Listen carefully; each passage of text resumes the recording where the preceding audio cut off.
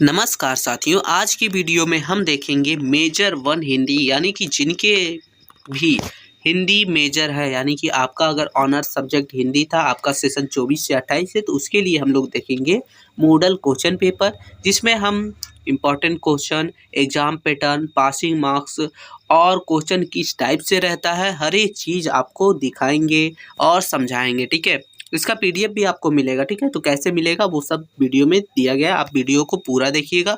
तो चलिए ये हम शुरू करते हैं। ये है सिर्फ हिंदी मेजर के लिए, तो आपका हिंदी मेजर है तभी आप देखिएगा, या फिर आपका फ्रेंड वगैरह का है तो उसे शेयर कर दीजिए। ठीक है, तो एग्ज़ाम जो रहता है दोस्तों वो टोटल 100 मार्क्स का रहता है, जिसमें से आपका 25 जो है इंटरनल के तौर पर कॉलेज में ले लिया गया होगा या फिर ले लिया जाएगा।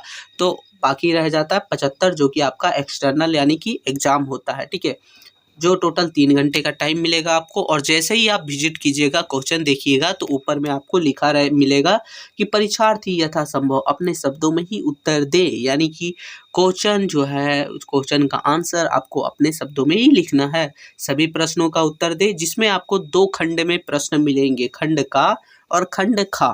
खंड का में आपको टोटल 3 प्रश्न रहेंगे, क्वेश्चन 1, क्वेश्चन 2, क्वेश्चन 3। ठीक है, क्वेश्चन 1 में टोटल 5 ऑब्जेक्टिव, क्वेश्चन 2 और 3 5-5 मार्क्स के। ठीक है, चलिए देखेंगे तो समझ आएगा। ठीक है, पहला क्वेश्चन हो जाता है कि निम्नलिखित सभी प्रश्नों का उत्तर एक शब्द या एक वाक्य में दे। ठीक है, जो कि आपका रहेगा 1 लाइन में देना या फिर 1 वर्ड में। तो इसमें पहला क्वेश्चन हम लोग का हो जाता है क्वेश्चन का कि हिंदी साहित्य के इतिहास को कितने काल में बांटा गया है।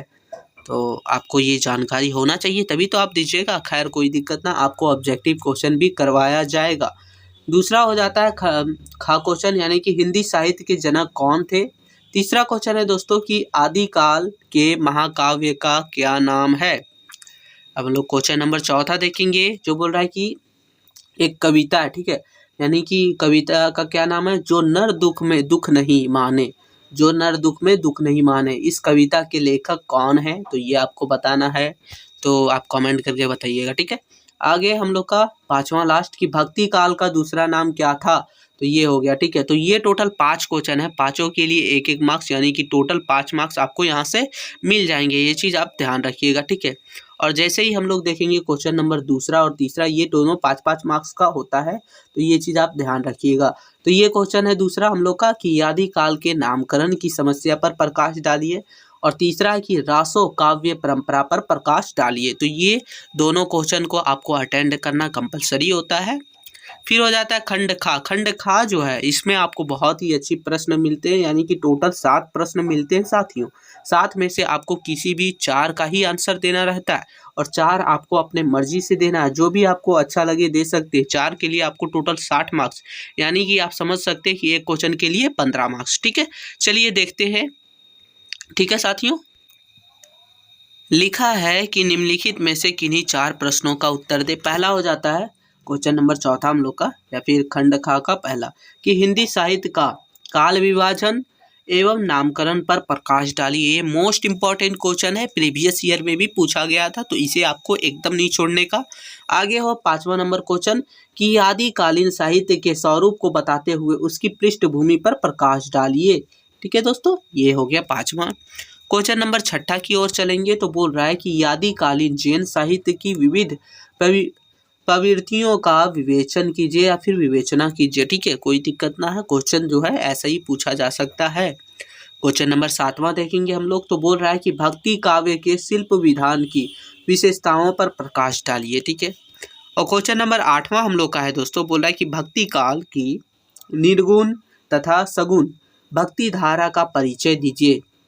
यानी भक्ति काल में जो है निर्गुण और सगुण भक्ति धारा का मतलब क्या है, उन सभी चीज़ों के बारे में आपको लिखना है। और सबसे बड़ी बात, ये लॉन्ग टाइप क्वेश्चन है, तो आपको इसको जो है 4 से 4.5 पेज में लिखना पड़ेगा, क्योंकि 15 मार्क्स है।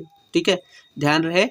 आगे क्वेश्चन नंबर 9 है दोस्तों कि हिंदी साहित्य का इतिहास के प्रमुख कवियों और उसकी रचनाएं पर प्रकाश डालिए। यानी हिंदी साहित्य का जो इतिहास है उसके प्रमुख कवि के बारे में, उसकी रचनाओं के बारे में आपको लिखना है एक एक करके, और अच्छे से आपको एक्सप्लेन करना है। ठीक है, और लास्ट हम लोग का है 10वां नंबर क्वेश्चन, बोल रहा है कि हिंदी साहित्य के इतिहास लेखन की परंपरा का वर्णन कीजिए।